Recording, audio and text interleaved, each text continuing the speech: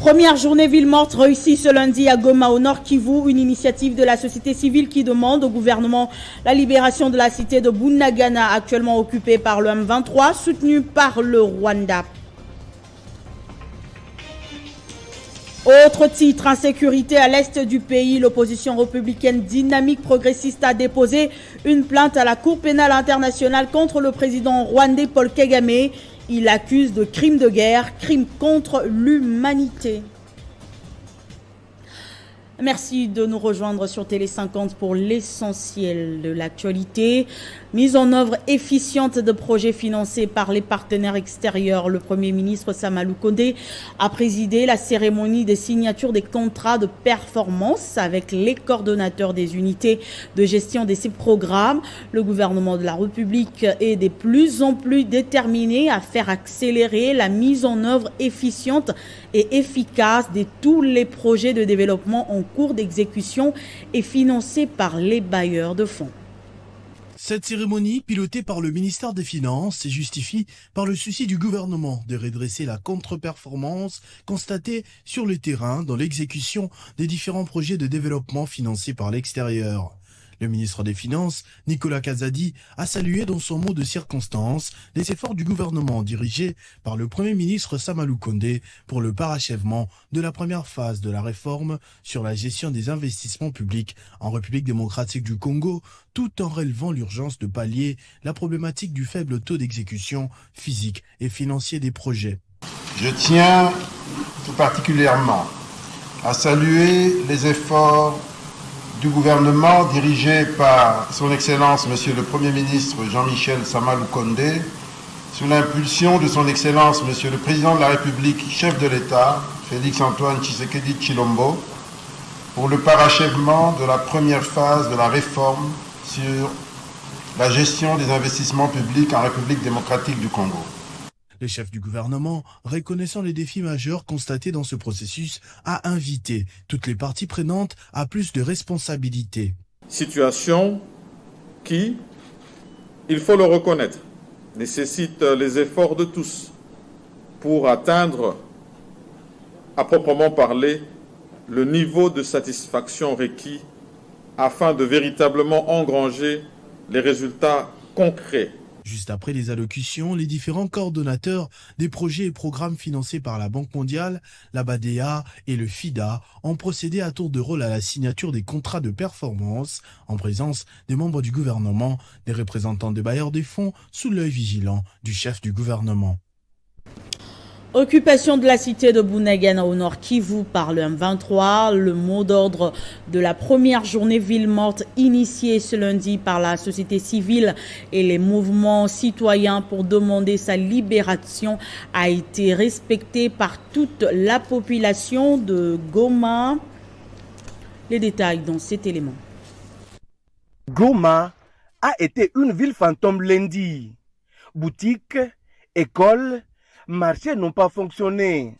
Seuls quelques bus de transport en commun ont été visibles sur quelques artères principales. En effet, la société civile, le mouvement citoyen et groupe de pression ont initié 2 journées villes mortes lundi et mardi pour exiger au gouvernement congolais de récupérer la cité de Bunagana, occupée depuis plus de 3 mois par la rébellion du M23.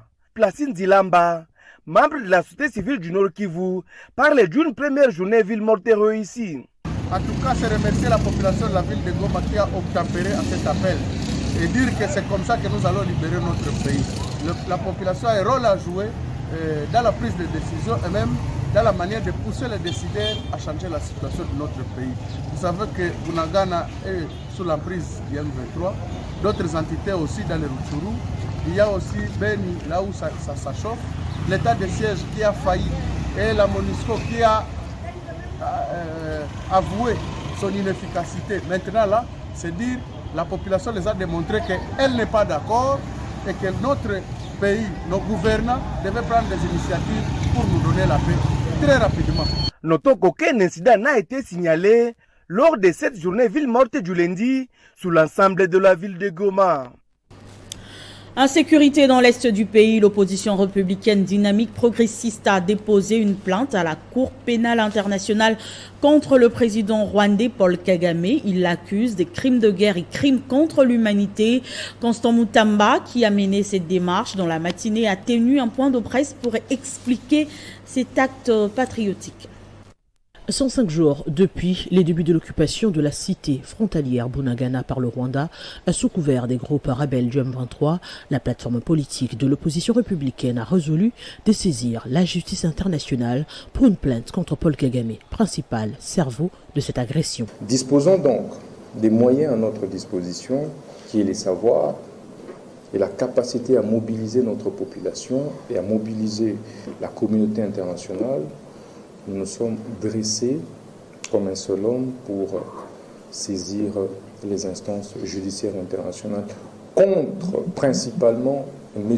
Paul Kagame, président de la République du Rwanda. Constant Mutamba, président de la DIPRO et initiateur de cette démarche, explique la procédure. Monsieur le procureur, les inhumanités vécues en République démocratique du Congo, le silence de la communauté internationale et la perpétuation intensive des crimes sur des populations civiles nous poussent à saisir l'instance de votre compétence en vue de solliciter l'ouverture d'une procédure d'enquête, la condamnation et l'inculpation des coupables, l'arrestation et mise en détention des personnalités incriminées.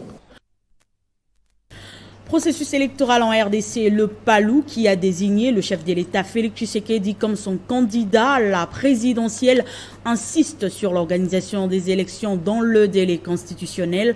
Cette formation politique fustige par ailleurs tout discours faisant recours au dialogue inopportun. Le secrétaire général chef du parti Lumumbiste Unifié, le professeur Willy Makiashi, l'a dit au cours de la séance de travail qu'il a eue avec la délégation de la CIME dans son bureau privé à la Cité du Fleuve. Regardez. Créé en 1964, 58 ans d'expérience politique, parti de masse disposant d'un ancrage incontournable et acteur majeur du processus électoral, le PALU a été choisi par la délégation de la Commission d'intégrité et médiation électorale conduite par le pasteur Dodo Kamba pour enrichir sa démarche, celle de la médiation pour dégager l'inclusivité autour du processus électoral. Au cours de cet entretien, le secrétaire général chef du parti Lumumbiste Unifié, le professeur Willy Makiashi, a souligné que seules les élections tenues dans le délai constitutionnel seront l'unique socle de l'émanation du pouvoir en RDC, en fustigeant tout discours faisant recours au dialogue inopportun. Le numéro 1 du PALU a renchéri que ce sont les dialogues récurrents qui ont freiné l'élan du développement de la RDC. De son côté, le président de la CIME, le pasteur Dodo Kamba, a promis de transmettre rapidement toutes les propositions, suggestions et recommandations du PALU exprimées par son secrétaire général au chef de l'État. Car nous ressortons de cet endroit édifiés, éclairés et aussi réconfortés. Bien avant le PALU, la délégation de la CIME a été reçue tour à tour à la DISOC, à la DIPRO, au PPRD, à l'Envol et au Centre. Journée de sensibilisation et de restitution pour la présidente du parti ANADEC, Suzy Bajoko, était devant sa base de Lukunga où elle est revenue sur le processus d'enrôlement que lancera très bientôt la CENI et sur le processus électoral dans son ensemble. Après avoir pris part à cette journée d'échange entre la centrale électorale et les partis et plateformes politiques et électorales, l'heure est à la restitution. Nous sommes au centre Bobokoli, dans le district de la Lukunga. Suzy Bajoko porte ici plusieurs casquettes. La présidente nationale de l'ANADEC vient pour sensibiliser sur le processus d'enrôlement que lancera très bientôt la CENI et sur le processus électoral. Pour avoir représenté son parti ANADEC et la dynamique progressiste lors de ses assises, elle réaffirme la position prise par cette plateforme de l'opposition républicaine qui repose sur l'accompagnement du processus électoral en cours. Dans les lobbies que bayiba ki biso bavoie soki bino base nanga bo comprendre que il faut bokende komi enrôler. L'ANADEC est la dynamique progressiste qui milite pour l'organisation des élections libres, transparentes, apaisées et surtout crédibles dans le délai prescrit par la Constitution, a, dans son allocution appelée sa base et les différents cadres de son parti présents, à accompagner la CENI. Cette année, il y a eu des innovations au niveau de la CENI. Donc, plus les listes auront des femmes, ces listes-là n'auront pas de frais à payer. Alors, non seulement ils n'auront pas de frais à payer, mais nous invitons aussi les femmes à vraiment s'investir pour ce qui est de la gestion de ce pays.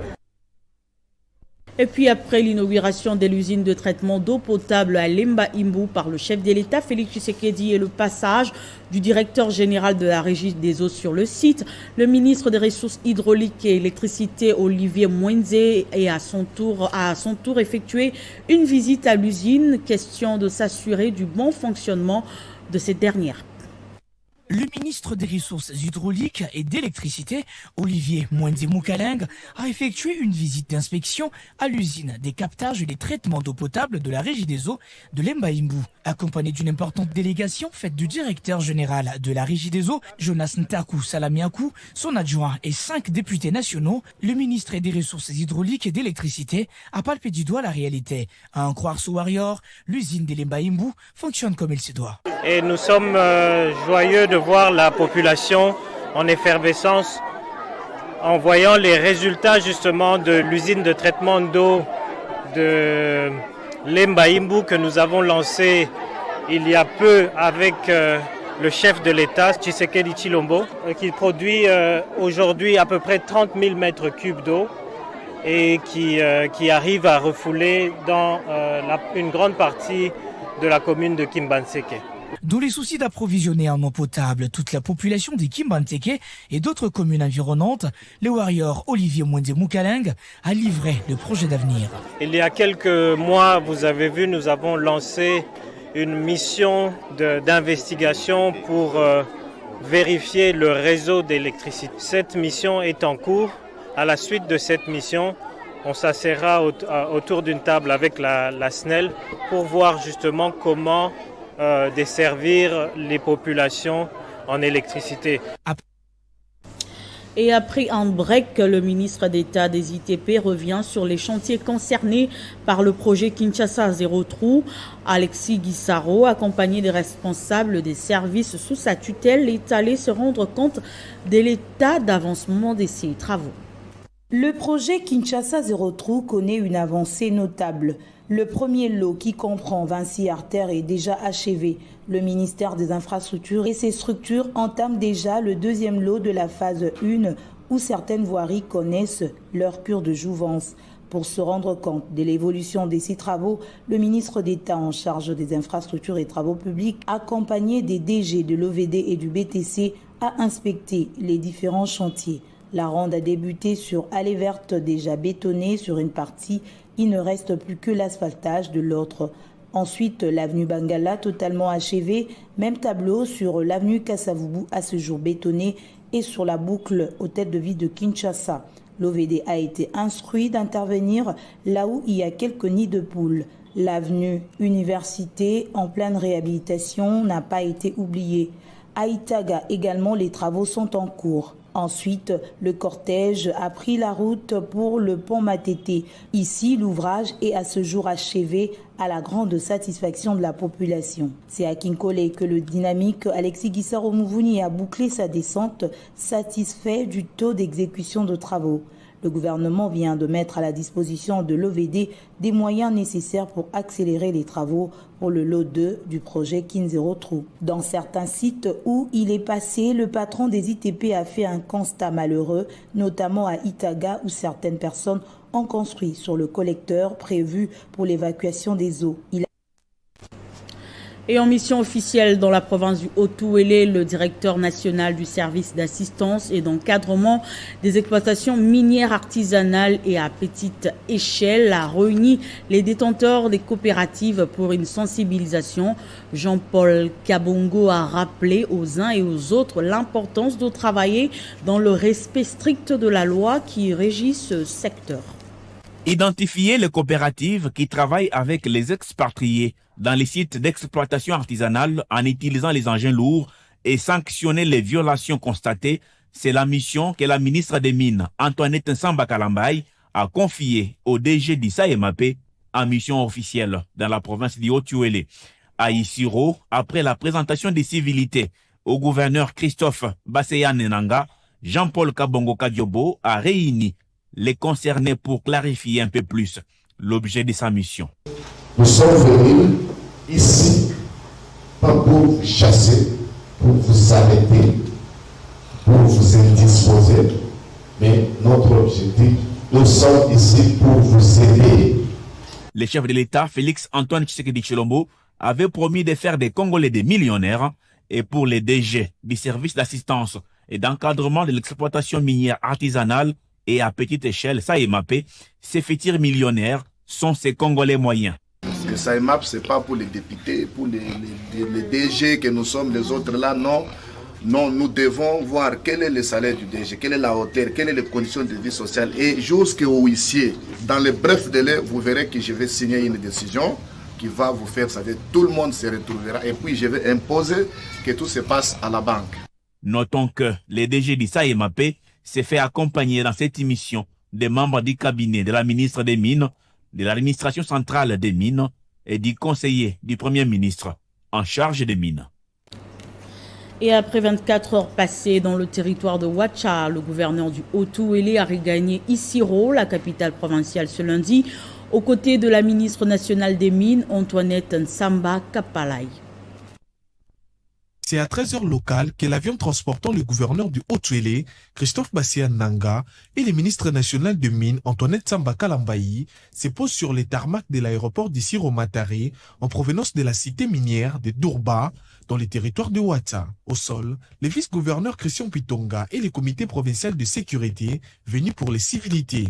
En sa qualité de chef d'entité, Christophe Basseya Nanga descend en premier pour accueillir son hôte de marque, une étape décisive qui permet au ministre des Mines de briser le silence. Nous avons été d'abord bien accueillis par le gouverneur. J'avais deux missions dans la province de Haut-Uélé. La première était de l'installation de l'organisme spécialisé, la dotation de 0,3% du chiffre d'affaires de la société Kibali Gold Mine. Et là, je suis à ma deuxième mission, celle de venir identifier les coopératives minières. Il y a une équipe qui est descendue pour baliser et entrer déjà en contact avec les exploitants artisanaux via coopératives minières. La veille, c'est en personne qu'Antoinette Nsamba était en escale dans le même aéroport en compagnie de l'autorité provinciale en vue de la dite cérémonie. Par la suite, les deux personnalités ont poursuivi les pourparlers dans la résidence officielle du gouverneur autour de cette mission.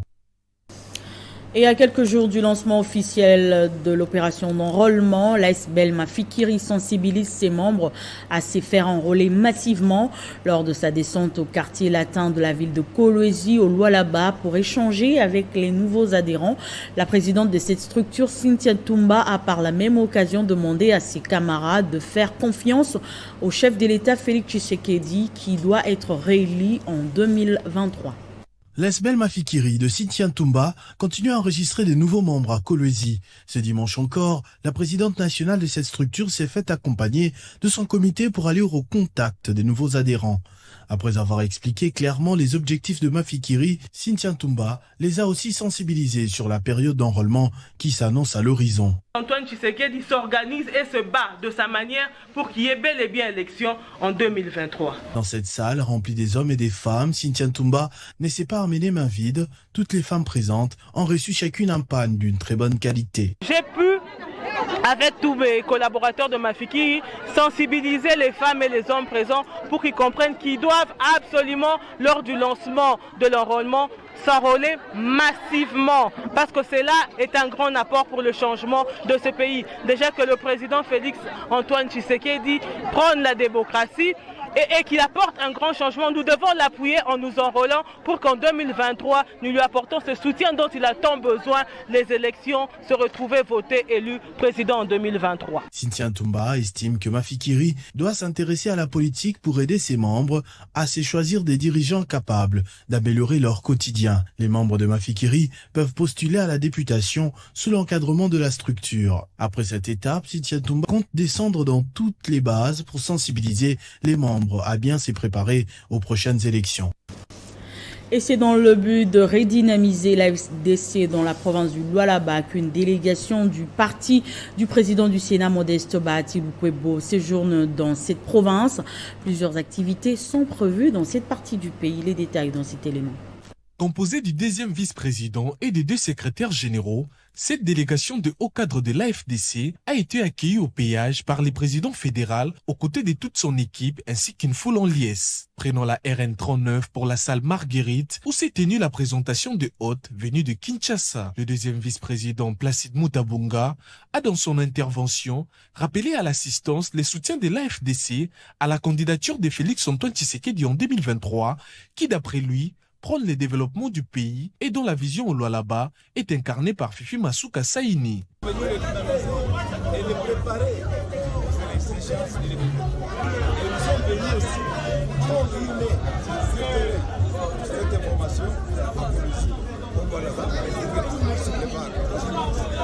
Lorsque nous parlons du chef de l'État, nous voyons aussi nos députés, nos régions et nationaux. Nous devons sensibiliser les nôtres pour que nous ayons aussi beaucoup de députés nationaux et provinciaux.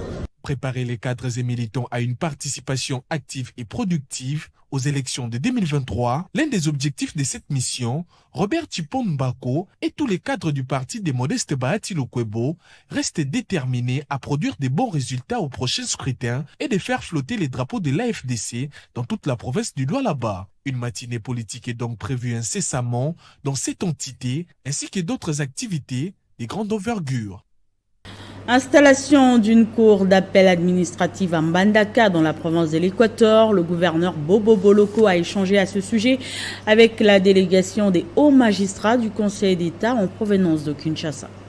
En plus des civilités au gouverneur de province, la délégation composée des hauts magistrats et cadres du Conseil d'État en mission officielle à Mbandaka a par la bouche du juge-président Évariste Prince Fungamolima et chef de la délégation déclaré venir étudier les voies et moyens nécessaires et susceptibles d'installer une cour d'appel administrative à l'Équateur. Les problèmes généraux qui sont assez récurrents au niveau de la gestion de la justice, c'est souvent un manque d'effectifs dans les personnels de magistrats, des personnels judiciaires de manière générale.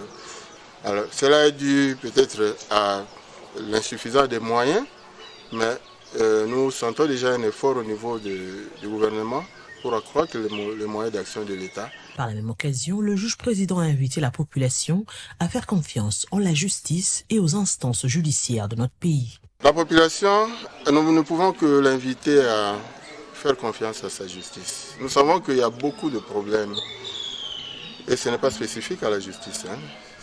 Notre pays vient de loin, il traverse des moments assez difficiles, mais avec le concours de tout le monde, dans la population de Mbandaka également, nous allons surmonter toutes ces difficultés. Signalant que par cette optique, il va être envisagé d'attendre la même démarche d'installer aussi les tribunaux d'ordre administratif inférieurs à celle-ci, la Cour d'appel administrative.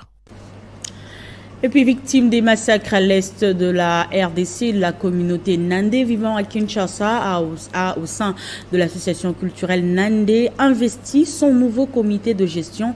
La cérémonie s'est déroulée dans la salle de spectacle du collège Boboto. C'est dans la salle des spectacles Boboto, dans la commune de la Gombe, qu'a eu lieu l'investiture du nouveau comité de gestion de l'association culturelle Nandé Kianganda, devant plusieurs invités de marque et les représentants d'autres communautés.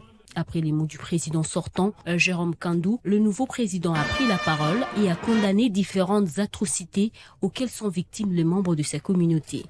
L'objectif principal, c'est de renforcer l'unité, la cohésion au sein de la communauté. Après quelques mots des autres communautés et de certaines autorités, tous les présidents de Viharo, représentant toutes les communes, ont été présentés. Cubain Lianzende, accompagné de 2 vices, dont Kavira Kambere, Marie-Rose et Kakule Mourefu, avec le secrétaire Katembo Matina et la trésorière Katungi Kangitsi ont pris ensemble le bâton de commande. Cubain Lianzende a donné sa priorité. Certains participants ont également réagi. À merveille, mais comme vous savez, nous attendons beaucoup de choses au regard des défis énormes de sécurité et de paix dans notre communauté, mais aussi le défi de l'union, de la cohésion des enfants, filles et fils de la communauté Nande. Nous attendons que ce comité, les dames et les messieurs, qu'ils soient à la hauteur, soient... Danse, musique et un verre d'eau ont clôturé cette séance cérémoniale. En société, c'est un ouf de soulagement pour la population de Bondalungwa et celle de Ngaliema qui viennent de bénéficier du pont Levimpai afin de faciliter la circulation entre les 2 communes. Contraints depuis des années d'utiliser ce morceau de bois pour traverser la rivière, les habitants du quartier Lubudi dans la commune de Bondalungwa et ceux du Konluka ne vont plus s'inquiéter avec le retour de Dame la Pluie. Grâce à Levimpai, natif de cette commune qui a financé la construction d'un pont portant son nom, ouvert au public, la population riveraine va vaquer librement à ses occupations pendant ou après les pluies diluviennes. En tant que leader de ce coin de la capitale, très apprécié par les riverains, Levimpai, affectueusement appelé le chouchou de Bondalungwa, inscrit ses gestes dans le cadre des actions à impact social, telles que le forage inauguré récemment. Tout ce que nous avons fait, c'est pour soutenir la vision du président de la République, incarné par le gouverneur Jean-Tini Ngobila. Marqué, les bénéficiaires l'ont remercié et encouragé.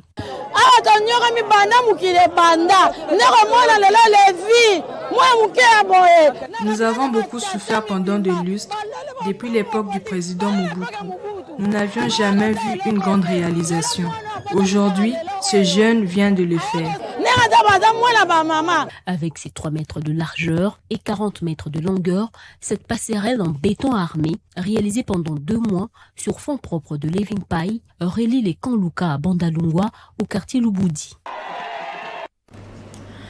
Et au cours d'un point de presse tenu dimanche, Cheikh Ali Mwini a présenté la décision judiciaire au sujet de la crise au sein de la Comico. Décision le reconnaissant seul représentant légal. Il a annoncé la tenue prochaine d'une assemblée générale inclusive en vue d'unir et de réconcilier les musulmans. Face à la presse, Cheikh Ali Mwini a fait savoir qu'il a été reconnu comme le seul représentant légal de la communauté islamique en République démocratique du Congo, conformément au règlement judiciaire du litige de la Comico porté par la décision de la Cour d'appel de Kinshasa-Gombe. Il s'agit de répondre à la question de savoir qui est aujourd'hui à la tête de la Comico, question réglée par la justice à travers l'arrêt du 21 juillet 2022. À ce jour, la légalité revient au seul leadership aux affaires à partir de 2014. Ainsi, ce sont les statuts de la Comico du 27 février 2018 avec les organes qu'ils organisent qui régissaient notre communauté avant la crise qui reste en vigueur. Remerciant le chef de l'État et la justice, Cheikh Ali Mwini s'engage à convoquer une assemblée générale inclusive en vue d'unir et de réconcilier les musulmans qui se déchirent dans une crise sans fin depuis 4 ans. Cette réconciliation, nous allons la réaliser conformément à la loi et au statut, mais également en suivant les principes de l'islam. C'est pourquoi nous lançons un appel pathétique à toutes les parties jadis en conflit pour considérer qu'il y a un temps pour les querelles et un temps pour la paix. Par ailleurs, il en appelle à l'accompagnement de l'État congolais et la collaboration avec d'autres confessions religieuses pour surmonter les difficultés actuelles. Et pour finir, à Kindu, au Maniema, Monseigneur Ounda Yemba a reçu une Jeep de marque Nissan Patrol, don du chef de l'État. La remise a eu lieu dimanche dans la concession de la mission de l'église méthodiste. C'est au cours d'un culte que le conseiller du chef de l'État, Théo Chilumba, a remis au nom du président de la République une Jeep pimpant neuve à l'évêque de l'église méthodiste unie du Congo-Est. Il s'agit d'un cadeau en marge de la célébration du centenaire de cette église dont la cérémonie a été organisée à Tunda. Devant plusieurs invités, quelques membres du gouvernement provincial, les responsables des différentes paroisses et fidèles, le gouverneur intérimaire du Maniema, Afani Idrissa Mangala, a salué l'implication du président de la République pour la valorisation des hommes de Dieu. Pour sa part, l'officiant du jour a plaidé pour la collaboration entre l'État et l'Église pour le bien-être social. Le conseiller du chef de l'État, Théo Chilumba, qui a procédé à la remise de la Jeep, a salué les efforts de l'Église méthodiste unie dans l'amélioration de la vie socio-économique de la population. Le président de la République est fier de vous. Il est fier du travail, de tous les efforts que vous êtes en train de déployer dans les domaines de la santé et de l'éducation. Aux yeux du président de la République, vous êtes un des artisans de la paix que le pays peut compter avec fierté. Pour sa part, le bénéficiaire a remercié le chef de l'État pour cette donation qui lui permettra une mobilité dans le cadre de sa mission évangélique. Ce journal est terminé, place au rappel de titres. Première journée Ville-Morte réussie ce lundi à Goma au Nord Kivu, une initiative de la société civile qui demande au gouvernement la libération de la cité de Bunagana actuellement occupée par le M23. Autre insécurité à l'est du pays, l'opposition républicaine dynamique progressiste a déposé une plainte à la Cour pénale internationale contre le président rwandais Paul Kagame. Il l'accuse de crimes de guerre et crimes contre l'humanité.